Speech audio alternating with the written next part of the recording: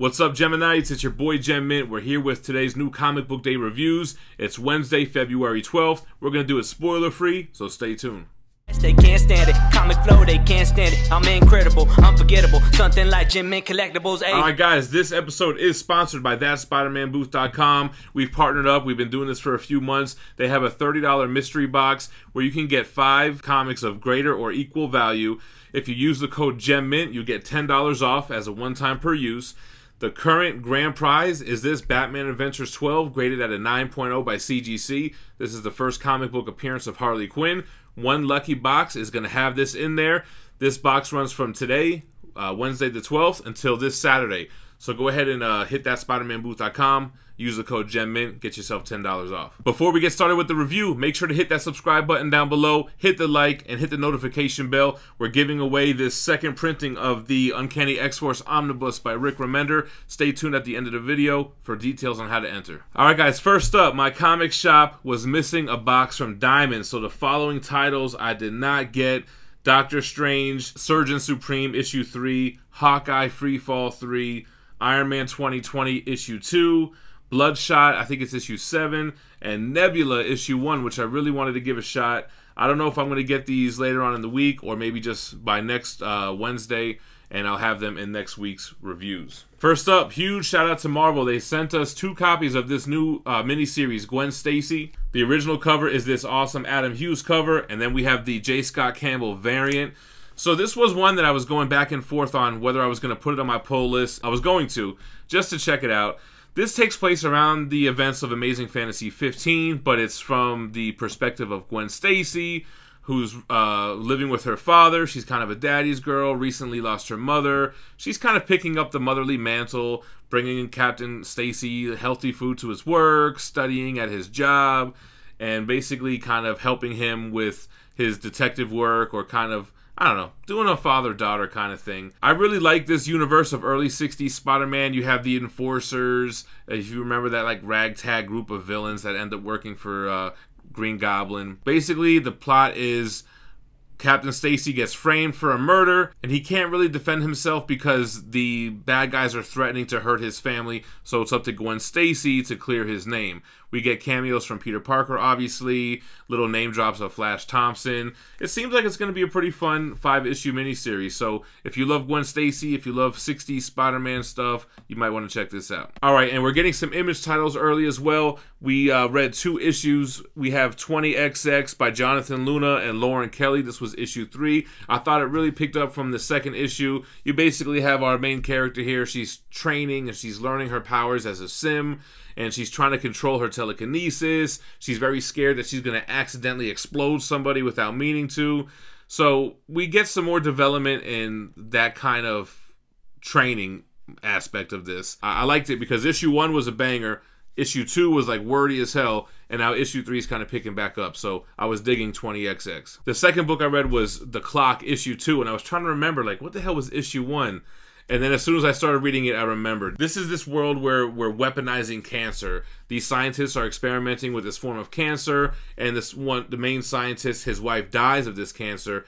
He thinks it's natural, but then starts getting kind of hints that maybe it was a homicide and not a natural death. So it's just kind of him trying to find out what happened to his wife, and there's obviously some type of cover-up going on over here. So it was interesting. I like The Clock. Okay, on to the Valiant books. Kind of bummed that I didn't get that Bloodshot issue, but we got Ride number 4 by Dan Abnett. Really like where this is going. This is exactly where I wanted it to go, because issue 3, I'm like, okay, enough of being stranded in the desert with Rai and the Raijin. Now they're finally reaching a settlement. It gave me like a Usagi Yojimbo vibe, like kind of roaming around aimlessly, then going to a town and solving whatever problem is there. Basically, they're finding traces of Father, the AI that was in control of New Japan from the last run, or the last Rai volume, and there's a small trace of it in the city. They're trying to find it and eradicate it because one little fragment of data can bring Father back into existence. So they're trying to really solve this, but the city where they go is not really that welcoming and willing to let them go all through their tech. We get a dope Eternal Warrior storyline in here, and it's nice to see him back. I haven't read any Eternal Warrior in a while, and really fun book. I really was digging this issue. Jumping over to Hill House Comics, DC Black Labels, Dollhouse issue 3. Creepy, horror, digging Dollhouse. We're getting more of what is so bad about this Dollhouse, and we're understanding what the motives are from like the Black Room and like the demon that seems to be living within the Dollhouse. We see how people end up living in the Dollhouse and getting kind of stuck there. So it picks up from our characters in the last issue, the mother with her daughter, where it seems like the Dollhouse is communicating through generations now. The mother, the daughter, there's a big explosion at the end of the last issue. We get to see what happens in the aftermath of that, and it was a really fun book. I'm digging Dollhouse for sure. All right, Batman's Grave, issue 5 by Warren Ellis. Warren Ellis has been very formulaic with how he's doing these issues. They all seem to have like these dialogue pages, then these straight action with no words pages.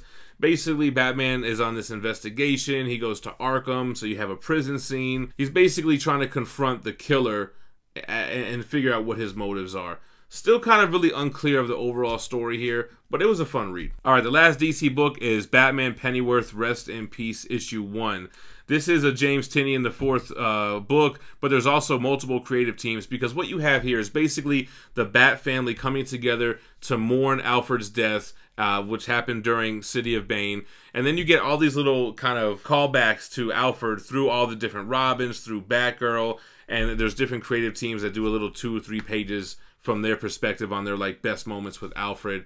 Everybody's pretty much pissed at Bruce Wayne, and I love the line in here about him taking the vacation on the beach. It's kind of like a dart at Batman, but also at Tom King. So it was a cool issue. It was fun. I really appreciated this one. Artwork was great. The storyline was great. Although, damn, I'm really behind on Nightwing, man.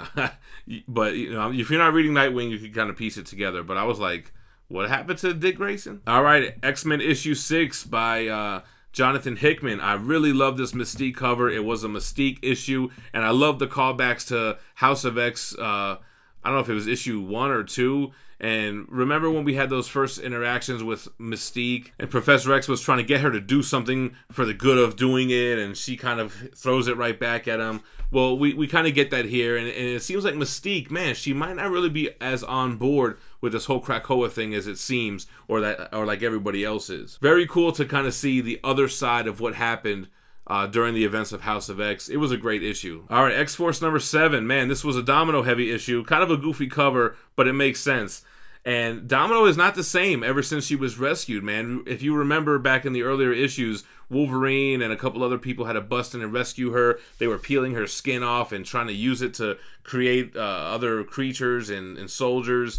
Well, it seems like she ain't been the same since, and you get this kind of cool little sniper assassination story here. Somebody is targeting mutant sympathizers during public speeches and public events, and you know, they have to figure out who the sniper is, and they kind of get an idea of where they're going to see them, and we have a little showdown. Very interesting to see who the sniper was, so I'm not going to spoil it. You got to keep reading, and we'll find out more of what's going on in X-Force. All right, Excalibur 7. This was pretty cool. I mean, I liked Excalibur 7. You had this kind of, you see on the cover, weird race of creatures. It almost reminded me of like the mindless ones from like Journey into Mystery. But basically you have these creatures that they're half human, half humanoid, half animal. For whatever reason, Apocalypse needs them. He needs their heads. So they have to find out who stole these animal creatures from the England Zoo. And there's this big hunt like via the Pest, if you remember the John Leguizamo type vibe. That's kind of what's going on here. I don't know if I'm really digging Betsy Braddock as Captain Britain. I don't know. It's just weird seeing her not as Psylocke. But they didn't kill it with the Camelot stuff. I thought it was a fun issue. All right, Marvels 2. This is the Alex Ross, Jim Krueger story. Welby art, the Alex Ross covers. I kind of see what they're doing with this now. This is taking place in the world that becomes Earth X. It's really focused around this little boy who's actually the last human left. Everybody else has mutated and become superheroes or superpowered in some way, shape, or form. It's kind of post-apocalyptic. There's chaos everywhere. This kid is on the hunt for Earth's mightiest heroes to save him. He's praying for Cap. He's praying for Spider-Man. And one of them show up. And they're a little bit older. So it's really cool and interesting where they're going with this story. Issue 1, I was a little unclear if I was going to enjoy it. But I think issue 2 kind of sold me on this run, man. So Marvels 2, I was really enjoying it. Spider-Man Alien Reality Issue 3. This is the Peter David, Greg Land book. I like this book. It's a fun Elseworlds kind of tale. You're in this weird world where Hobgoblin is one of the masters of the mystic arts. Doctor Strange is not the Sorcerer Supreme. We actually find out who is in this book. Then you have this symbiote Spider-Man, which comes with its own set of issues. If you remember back in Amazing Spider-Man, was it 300? Before Amazing Spider-Man 300, where the symbiote would go out at night while Peter was sleeping and kind of do things. Yeah, kind of like that. It's kind of weird seeing Natasha Romanoff as Black Cat. They should have made it Mary Jane. I think that would have been such a no-brainer. But cool to see Peter David writing comics, man. Like, my man's been doing it for a minute. Immortal Hulk 31. Okay, we're getting somewhere with Immortal Hulk. I'm ready for the end of this Roxxon arc. You know, now Roxxon didn't play a big part of it. The Minotaur didn't kill one of his employees. But you get the showdown between Hulk and the Zemnu, who was the actual, one of the prototype Hulks from Tales of Suspense or Tales to Astonish before Hulk #1.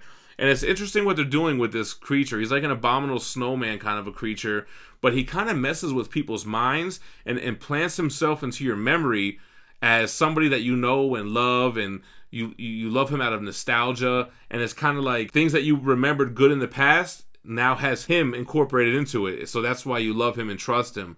So kind of weird, kind of like a Teletubbies kind of thing, right? It was kind of freaky, but the showdown was cool. The stuff with Hulk is weird. Like, I don't really understand his power set or what's going on in his mind yet. So he's Devil Hulk or Savage Hulk, and then he can be Professor Hulk or at least some kind of intelligent Hulk while still being big and green. I don't know. It's a little bit confusing, this run. It's had its ups and downs. I love the first arc. I haven't been loving it lately. This issue was alright. I didn't hate it. Jessica Jones, Blindspot 3. I'm digging this Kelly Thompson run. I know it's already been released digitally, and I think that's a trade paperback. It's the first time it's getting single issue releases, and I'm digging it. You get this team up with, what is it, Elsa Bloodstone, Moonstone? I always forget her name, the Monster Hunter. But I love the dialogue. I think that Kelly Thompson really gets Jessica Jones, and I read her like afterward in issue 1. She was a big fan of the Bendis run, so it shows. She definitely respects what Bendis created with Jessica Jones, and she pays homage to that. We're trying to figure out who is trying to kill heroes and how come 2 of the victims remain dead, but Bloodstone here and Jessica Jones both lived. There's some kind of magical aspect here, but we don't really know what's going on yet. But I'm digging this run. Well written, artwork's great. It's a fun, fast-paced type of book. So you should check it out. I'm going to have to start hiding these books so you don't see my pick of the week early, because y'all be cheap. Venom 23, Venom Island Part 3, Donny Cates, Mark Bagley. The strongest Venom issue in a minute, man. Like, what can I say? I don't want to spoil this run for you guys. Okay, so by now, you should have known what happened at the end of Absolute Carnage, right? The Venom symbiote and the Carnage symbiote mixed together and have left Eddie. Eddie's trying to go commando style on the island to basically save his other. You know, he's all about his other. And man, he's putting himself through some hell, man. He is in all kinds of bad shape in this issue here.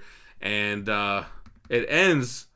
I don't think it's going to end the way that it ends, but they're like giving us a kind of cliffhanger kind of thing. Now, what's going on with Dylan, if you remember him, he's got Sleeper, who was that symbiote from was it the first host, and he's formed into a cat now. He's walking around as a cat.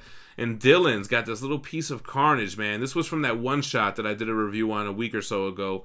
And you kind of think Dylan's being irresponsible with the symbiote, but I think he knows what he's doing. And I think whatever power is within him is going to be an important aspect on what happens with the battle with Null and the symbiote hive mind. So this was an important issue. You know, this was one of those weeks where I struggled with what my pick of the week was going to be. I didn't have a clear-cut pick of the week, but when I read this, and this is a surprise, I didn't expect this one to be it, although I was interested to read it. But when I think back on all the issues I read today, I was like, man, this one stood out the most. I think I had the most fun with it. It was Spirits of Vengeance, Mother of Demons 1. This takes place in the new Ghost Rider world, but I really like what they did with this. They introduced this character, and I don't know if we know her from other Ghost Rider books. I think her name is Lilith, but basically she's a demon. She was actually the first Eve when it was Adam and Lilith. So she goes back to biblical times. She's stuck in hell, and we know from the Ghost Rider run that Johnny Blaze is the king of hell. He's supposed to hold down the fort till Doctor Strange figures out what to do with Mephisto, but it seems like it's been a minute, and time works different in hell. Johnny Blaze is becoming more and more badass in hell, because the thing is, the more people that he defeats, the more people that try to usurp him and that he sends down to the bottom level of hell, the stronger he gets. So this is kind of an indication as to why he seems to be losing his way in the Ghost Rider run. Like, he's spending all his time defending the throne of hell, and it's making him stronger and probably more devil-like. Lilith, and I hope that's her name, I think that's her name, is going around trying to make all types of alliances to help take down Johnny Blaze and gain back the throne of hell. And I think it's going to be, is this a 4-issue miniseries? I'm not sure. But I loved it. I loved the artwork. I love the interactions with Johnny Blaze. You know, Danny Ketch has powers now too, because he's no longer the Spirits of Vengeance. So we see what happens with Danny. And I just really like the atmosphere of this book. I liked the storytelling of it. I thought it was really interesting. You got my pick of the week, and I didn't expect it. Alright guys, before I let you go, we're giving away this Uncanny X-Force Omnibus. This is the second printing that doesn't come out until next month. Marvel sent us an advanced copy so we can do a review. I already own this book from the first printing. And plus I like to give away stuff that we get for free anyway. Just give it back to the community. So all you have to do, and by the way, this is like one of the top 3 Marvel Omnibus of all time. All you got to do to enter in to win this book is be subscribed to the channel, notification bells on, hit the like button, and just comment down below X-Force giveaway. You don't have to do hashtag, it doesn't matter, because we use a random YouTube comment generator to do these giveaways now. So yeah, just follow those steps, and what we'll do is we'll probably pick a winner this Sunday during our live stream. So it'll be worldwide. Anybody can enter. Just follow those steps and enter for a chance to win this omnibus. You'll get it early before anyone else. Also, guys, let me know what you thought about this week's new comic books down in the comments below. Make sure to hit that like and all that good stuff that I already said 100 times. And stay minty fresh. Peace. They're saying I'm harmless, call me Cassidy, I'm bringing the carnage. Story the farthest, I'm a psychopath with a joker's lab bipolar. So there's 2 of me and only 1 of you, so do the math. I leave you stunned without the flash. No Wally West, no Barry Allen, reverse flash. They can't stand it, comic flow, they can't stand it. I'm incredible, unforgettable, something like Mint Collectibles, ayy. I'm a Gemini and we get it right. We amazing, no spider bites, so we doing reviews and getting the views. Venom my ooze, book of the week, come see me Wednesday and see what I choose. If it's about comics, then I got the news. Subscribe to the channel and you'll never lose, ayy. I show what I got and what's in the box. On top of my comments whenever they drop. Tell you what's coming and tell you what's hot. We keep it professional. We Mint Collectibles.